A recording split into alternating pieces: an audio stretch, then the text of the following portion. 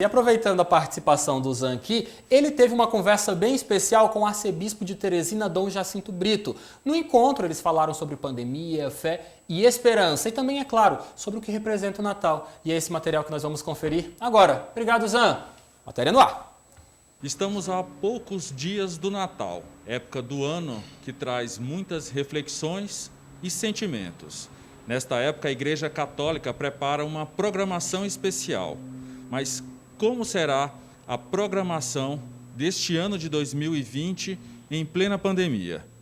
Para saber detalhes, eu converso com o arcebispo de Teresina, Dom Jacinto Brito. Arcebispo, como será a programação da Igreja Católica para este ano tão atípico? Verdadeiramente, nós não vamos mudar quase nada da nossa programação. As celebrações vão acontecer na noite do dia 24 e durante o dia 25.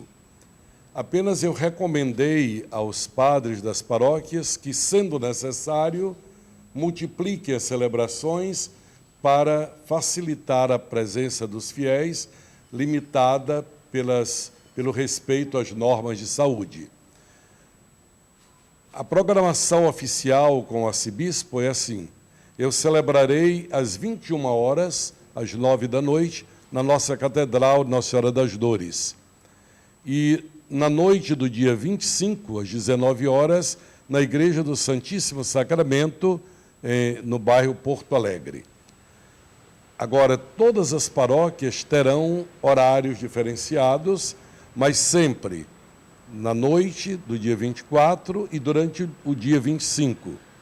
E sendo necessário, além daqueles horários que já são vistos aos domingos, teremos também horários extras, como disse, para facilitar a presença dos fiéis. Obedecendo todos os protocolos de segurança. Por sinal, eu digo que as igrejas são os lugares mais seguros, porque eu tenho andado em vários outros espaços, shopping, ruas, bancos, Caixa Econômica, Casa Lotérica, restaurantes cheios de gente, boa aglomeração, ninguém observando as normas. Mas na igreja temos sido fiéis. Os bancos são marcados, os lugares onde as pessoas podem se assentar, na entrada sempre higienização com álcool, muitas igrejas até medida pressão, de tal maneira que nós estamos muito seguros na parte de obediência às normas sanitárias. Graças a Deus. Arcebispo, em relação à fé, o senhor acredita que, por conta dessa pandemia, por conta dessa tragédia que a gente está passando, perdas de vidas, o senhor acredita que as pessoas elas aumentaram a fé? É difícil medir a fé, não é? É difícil medir a fé, mas eu ouvi muitos depoimentos de pessoas que disseram: parar foi a ocasião de refletir melhor. Parar foi a ocasião de conviver melhor com a família. Parar foi o meio que eu tive de rezar mais com a família, sozinho, acompanhar celebrações televisionadas ou pelas redes sociais. E uma reflexão profunda também que me foi feita muitas vezes foi essa: agora o homem aprendeu, se já tinha esquecido, que nós não somos tão poderosos quanto imaginávamos. Com todo o desenvolvimento da ciência, ainda estamos lutando para encontrar uma solução para este vírus. Todo mundo achava que no mundo moderno se podia combater isso facilmente. No entanto, o vírus nos surpreende a cada momento, apesar das luzes que nos vêm da mente sábia de tantos cientistas, e que Deus os ilumine mais e mais, nós ainda temos restrições, ainda temos espera. Isso nos dá o sentido de que nós somos criaturas, não somos o Criador. Creio que essa mesma mensagem nos leva à mensagem do Natal, como o seu Zan está me insinuando, a mensagem da humildade. O homem tem que aprender a ser humilde, saber que ele não é onipotente, Ele tem muito conhecimento, tem muito poder, mas não é todo poderoso. E assim nós podemos, caminhando com humildade, precisando um do outro, olhando para o outro como irmão e não como inimigo, nós podemos construir um mundo mais fraterno.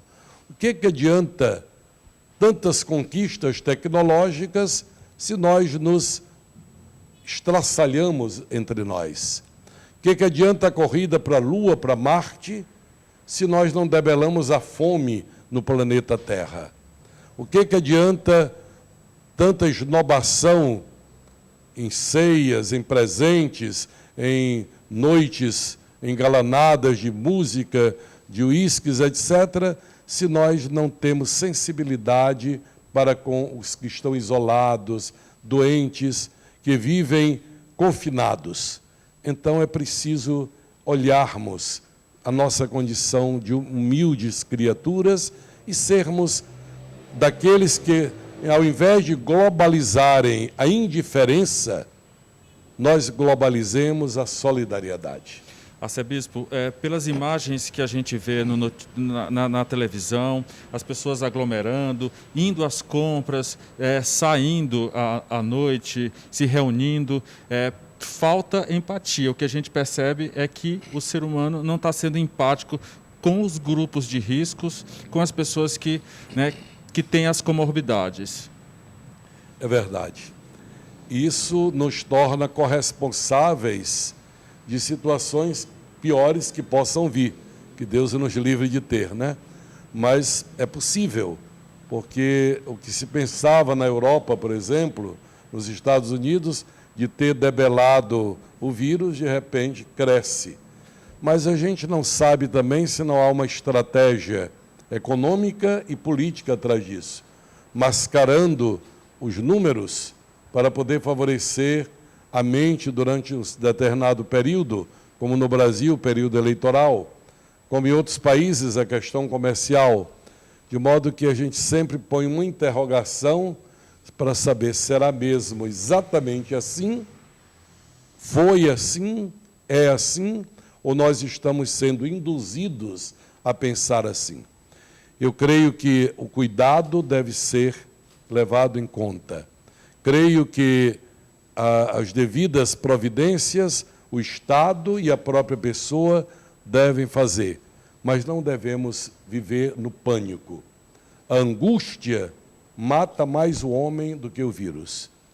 Há muitas pessoas que abrem seu próprio organismo para o vírus por causa do medo. Isso tira a imunidade. Para o cristão existe a palavra confiança. Confiança. Confiança em Deus não quer dizer não usar os meios que Deus nos deu para curar ou prevenir. Não significa isso. É o mesmo Deus que nos inspira o cuidado e a cura. Mas também não podemos viver no medo. Nós somos chamados a viver na confiança, na esperança. Por isso esse Natal precisa ser um Natal de esperança. Certo. Eu ia pedir que o senhor deixasse uma mensagem, mas o senhor já mencionou a questão da humildade. O senhor está falando agora em confiança. O que esperar nos tempos que a gente vive hoje? A gente sabe que tem uma vacina, que alguns países já estão vacinando os seus cidadãos, mas o que esperar de 2021?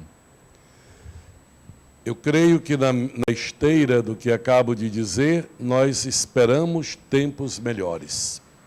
Esperamos tempos melhores. E tempos melhores não quer dizer isentos de provação, mas que nós aprendamos dessas provações a humildade da nossa condição, a busca conjunta de soluções, não individualistas ou financistas, mas humanitárias, e que nós guardemos esta esperança para transmitir aos mais fracos.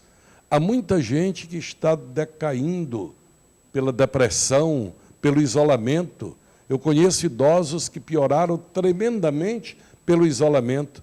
Os filhos não podem chegar perto, os netos não podem, os amigos não podem, e elas ficam definhando. O ser humano foi feito para o congraçamento, para a vida social, né? Por isso que o último documento do Santo Padre, o Papa Francisco, se intitula Fratelli Tutti, todos somos irmãos. Não podemos viver isolados como ilhas, temos que criar pontes. E essa é a minha mensagem. Sejamos criadoras de pontes entre as pessoas deste Natal. Não deixemos ninguém isolado. Não podemos chegar fisicamente até a pessoa.